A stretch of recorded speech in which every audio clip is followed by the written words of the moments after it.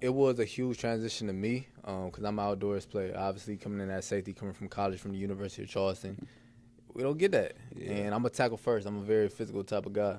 And then when it came into these guys coming in high motion, man-to-man defense is more valuable. So then once I started understanding that and transitioning, that's where film breakdown. That's where you actually, okay, what am I getting myself into? Once you see that transition, then you could break down, okay, what are these route tendencies? They could stem at the line, too. They could come at an angle. And then we got the walls, too. So once we got to break down them walls, we could see, okay, how close is that receiver to that wall in the high motion? If he's close to the wall, he's most likely coming on the inside. But then me as a safety, that means I'm not really on the outside. I'm guarding the slot receiver, usually the most shiftiest and fastest.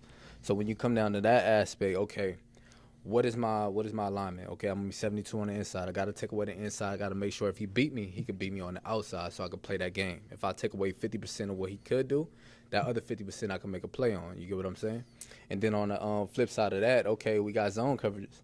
So now I just mentioned a very physical and tackle-first mentality. Zone, I could come down and time him at the line of scrimmage, and we could disrupt that whole route scheme in zone. So then, obviously, in zone, you could push the curl to flat. You could stay in that hook. Sometimes, if I'm at a different position, if I'm at the middle linebacker position, you could push to the middle. It's little details that you could play like that. Okay. So when you in that receiver standpoint, everything I'm saying is for the public, but I could also switch it up in them environments too, and I keep them guessing. And when you're trying to transition that all in one little go, one little split second, it can be tough, but then that's where the game get exciting. Because as a DB, when you make that play, there's no mistake.